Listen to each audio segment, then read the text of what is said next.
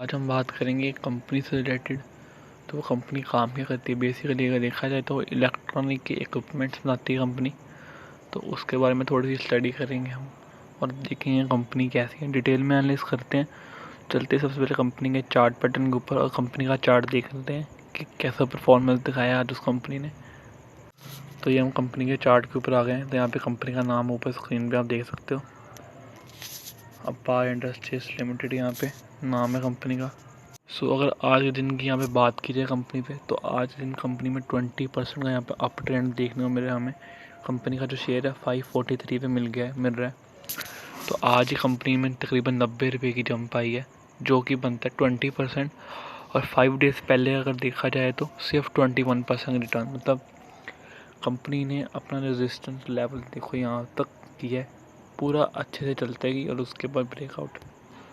तो 6 मंथ्स का चार्ट देखो, सेम यहाँ से देखा जाए तो फेब से कंपनी कंसोलिडेट कर रही है, ठीक है।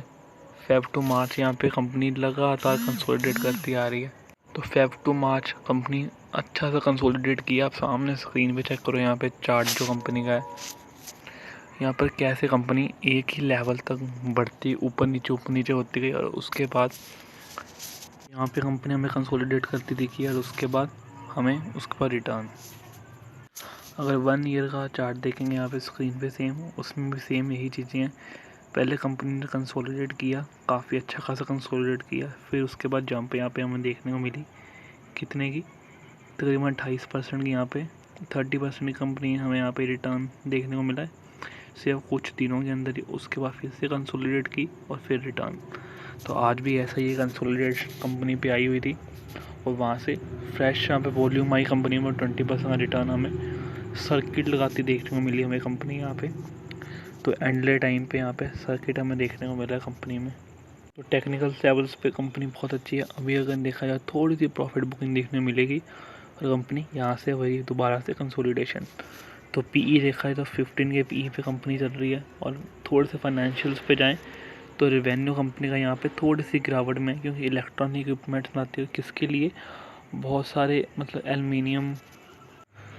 तो यहाँ पे कंपनी इलेक्ट्रॉनिक इक्विपमेंट्स स्पेशली बनाती है और काफ़ी सारी इंडस्ट्रीज़ के लिए बनाती है।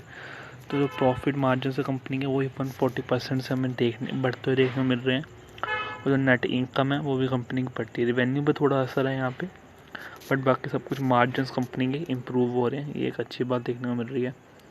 तो पीई पे भी बहुत अच्छी है, चार्ट्स पे भी कंपनी बहुत अच्छे देखने को मिल रही है। थोड़े से फाइनेंशियल्स पे जाने से पहले हम कंपनी के एक बार बिजनेस मॉडल को जरूर देख लेंगे। तो सबको पता, बिजनेस मॉडल देखने के लिए हम कंपनी की वेबसाइट के ऊपर जाते हैं। तो वेबसाइट पे सब कुछ यहाँ पे लिखा होता है, अच्छे से लिखा होता है कि कंपनी क्या क्या करती है, क्या क्या नहीं करती। इसलिए हम ऑफिशियल वेबसाइट हमेशा खोलते हैं। तो मैन्युफैक्चरिंग कंपनी किस में करती है? तो सबसे largest aluminium and alloy conductor की मैन्युफैक्चरिंग पूरे वर्ल्ड में यही कंपनी बना के देती है।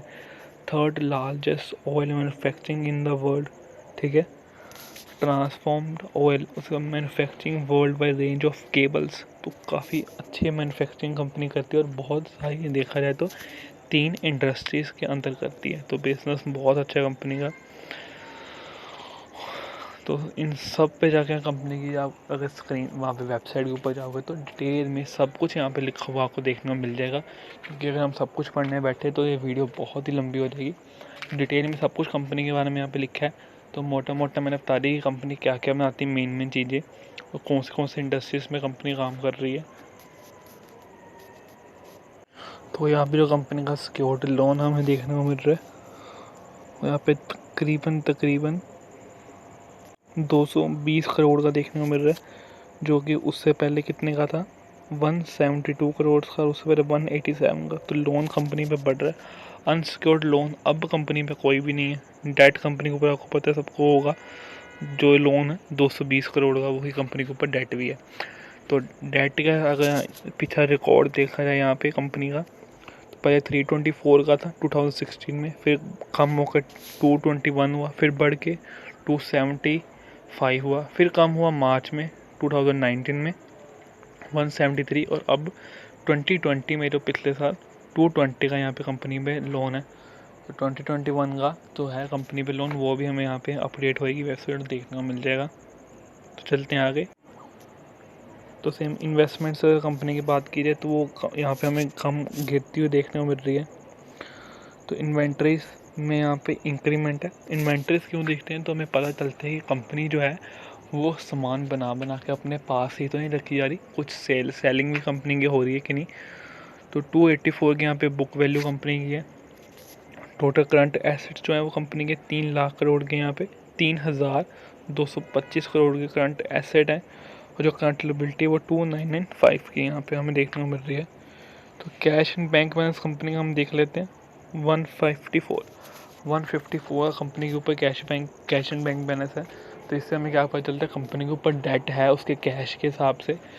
तो एक बात हमेशा रखनी है, छोटी कंपनीज है यहाँ पे आपको सब कुछ परफेक्ट अच्छा बिजनेस मॉडल, पूरी बैलेंस शीट, अच्छे रिच इन कैश, कम डेट, ये सब कुछ एक ही बैलेंस शीट में एक ही कंपनी में बहुत मुश्किल से देखने में मिलता है।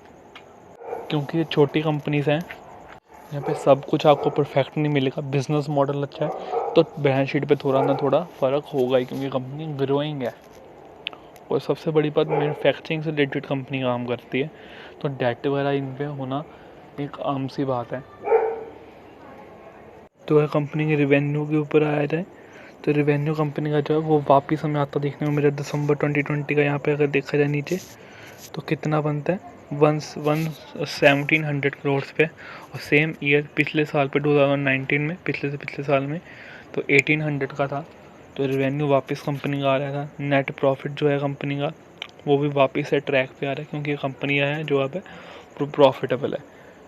कैश फ्लो की बात करें तो कैश फ्लो के अंदर जो ऑपरेटिंग एक्टिविटीज़ है वो हमें बढ़ती हुई देखने को मिल रही है। चाहिए जो है कि यहाँ पे हमें कंपनी की जो ऑपरेटिंग एक्टिविटीज़ है वो बहुत ही कम देखने को मिल रही है।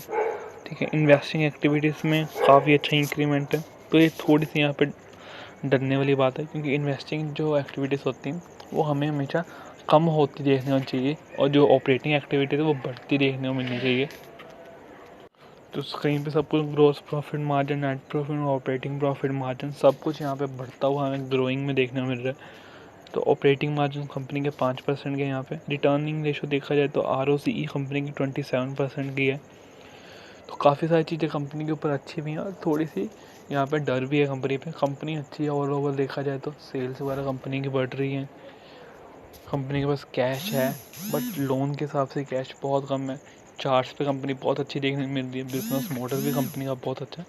तो सब कुछ परफेक्ट नहीं देखने को मिलेगा हमें इस कंपनी में। तो एक और जो मेन चीज़ है वो होती है प्रमोटर्स की होल्डिंग यहाँ पे।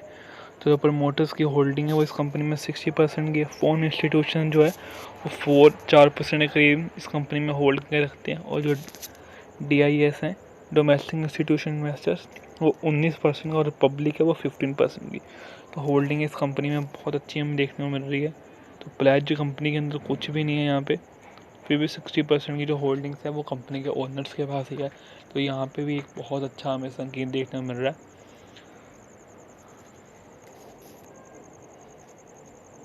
तो ये थी थोड़ी छोटी सी एनालिसिस कंपनी के ऊपर। बिल्कुल मेन चीज़ें हमने कवर की हैं, ज़्यादा डिटेल में इस कंपनी में गई नहीं, क्योंकि बहुत ही लंबी वीडियो बन जाती है अगर पूरा डिटेल में हम जाते।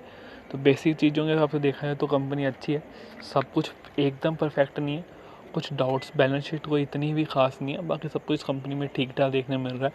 सेल्स वगैरह भी वापस से ग्रो हो रही हैं, तो उस बेसिस से देखा है तो कंपनी बहुत अच्छी है। मार्जिन्स भी अच्छे कंपनी के देखने को मिल रहे हैं। सो ये थी मेरी एनालिसिस। तो कुछ भी करने से पहले अपने फाइनेंशियल एडवाइजर की एडवाइस जरूर लेनी है, खुद इस कंपनी पर स्टडी करनी है कुछ भी करने से पहले। तो ये थी मेरी एनालिसिस और मैं इस कंपनी के बारे में क्या सोचता हूँ और ये कंपनी कैसी है मेरे पॉइंट ऑफ व्यू से। So thank you for watching this video, till then good bye.